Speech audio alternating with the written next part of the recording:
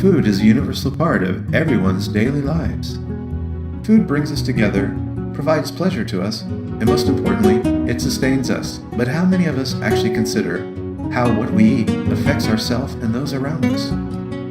Welcome back to my channel. Today's video is going to be another what I eat in a day. A what I eat in a day. A what I eat in a day. An entire day of eating. Or like a full day of eating. I'm gonna start with breakfast. I got the Egg McMuffin meal with the hash browns. The cheesy tots from Burger King re-released. We just haven't got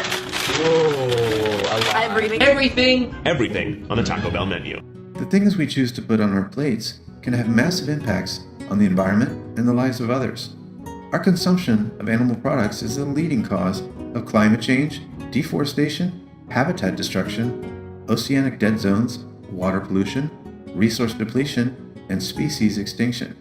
Not only is animal agriculture destroying our planet, but it is also one of the biggest human injustices we are currently facing. From farm and slaughterhouse workers to starving children, it affects us all. As we grow and develop as a society, many of the beliefs and scientific models we base our lifestyle choices on are proven to be obsolete. Let's take a look back. Vitamin D milk helps build strong bones and teeth. Meat and eggs help the body grow and make it strong. Meat is good for you. Let's revisit these facts starting from your plate. In a study published in April 2019, scientists found people who ate around 76 grams of red and processed meat a day had a 20% higher chance of developing colon cancer than those who ate 21 grams. The difference between these two amounts of meat is approximately a quarter-pound burger and a slice of ham. The risk of cancer increases by 20% every 25 grams. The top 15 reasons Americans die. And a plant-based diet can help prevent nearly all of them. Can help treat more than half of them. And in some cases even reverse the progression of disease, including our top 3 killers. And our Cornell and Harvard say that the optimum amount of meat in a healthy human diet is precisely 0. This morning, a major new report from the World Health Organization says eating processed meat poses the same cancer risk as smoking. The report puts processed meats such as bacon and hot dogs at the highest risk rating. That is the same as cigarettes and alcohol. Red meat is called the next highest risk. There is as much cholesterol in a single egg as there is in an 8-ounce steak. But our consumption of animal products doesn't just affect ourselves, it affects the lives of other people. I'm here today talking with Scott, a former undercover investigator with Compassion Over Killing. Scott, could you tell us a little about what an undercover investigator does? Sure. So as an undercover investigator, basically what I did is travel around the country and I tried to get jobs in slaughterhouses or factory farms. When I was there, I would work in these facilities like a normal employee would, and I would also try and document the treatment of the animals at these facilities. These jobs are really often the last resort for people who are down on their luck. There was no one on the staff of Live Hang that wasn't a Mexican immigrant. These companies, right, they know they can take advantage of these people. So you do the same sort of motion maybe thousands and thousands of times a day. You only do that one thing, which can lead people to be injured. In that way, they get a lot of repetitive motion injuries. I've seen someone who tore his bicep. I've also had a coworker who got his hand stuck in a conveyor belt. I think in meat packing, there's supposed to be about like 2 amputations per week across the U.S. These people were essentially inhaling bits of pig brain, right? In order to remove the brain from the carcass, the facility was using this air cannon that would make the brain into what was really a mist. And people would inhale that mist, and people's bodies, in trying to get rid of those pig brain parts that they had inhaled, they would actually end up damaging their own nerves.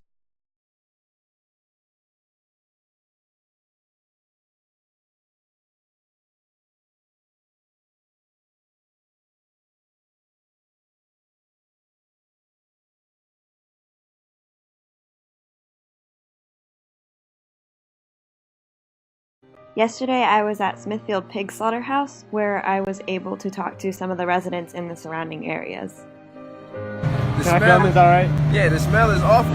Wait, especially when you wake up and you smell pig. then you know. My heart is full.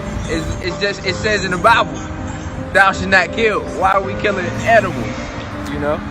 But yeah, it's awesome though. Yeah. So I'm definitely for the message. Do you ever see like the trucks of pigs going to slaughter? Yeah, I do. And pig is like, it's not an animal to be eaten. I would agree. And it's just awful.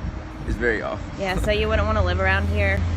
Around a slaughterhouse? Like... Nah, I mean, I feel like it pollutes the air also. Mm-hmm. But, I mean, this is where I'm from, so I grew up around it, but it's definitely awful. We have to do better. Humanity.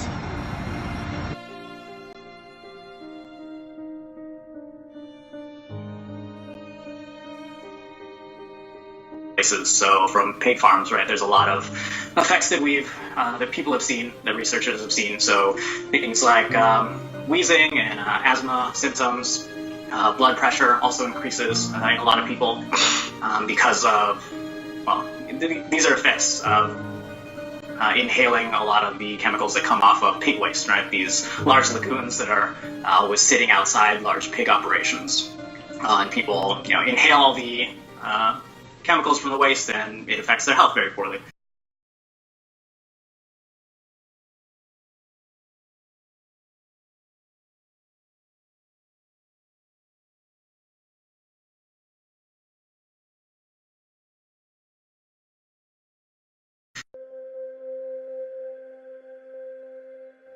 We are currently growing enough plant protein to feed 10 billion people, yet we only have 7 billion. And almost 1 billion are starving.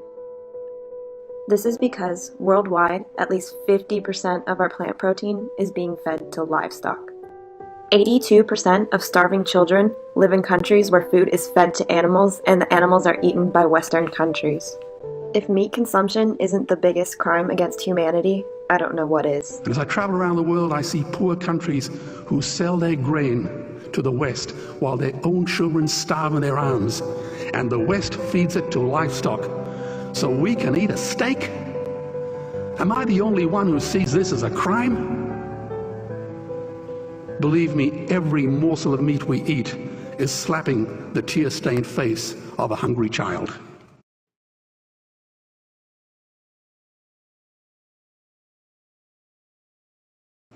The beautiful thing about veganism is we can change the world with every bite we take.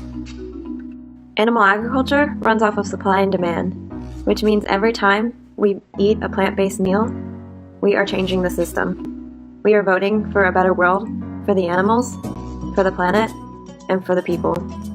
And it's never been easier. With all the plant-based options we have these days, you don't even have to change what you're eating. We have a vegan version of everything almost anywhere you go. Not only that, but you could save money. The cheapest foods on the planet are already vegan. Rice, beans, pastas, potatoes, in-season fruits and vegetables, nuts and seeds.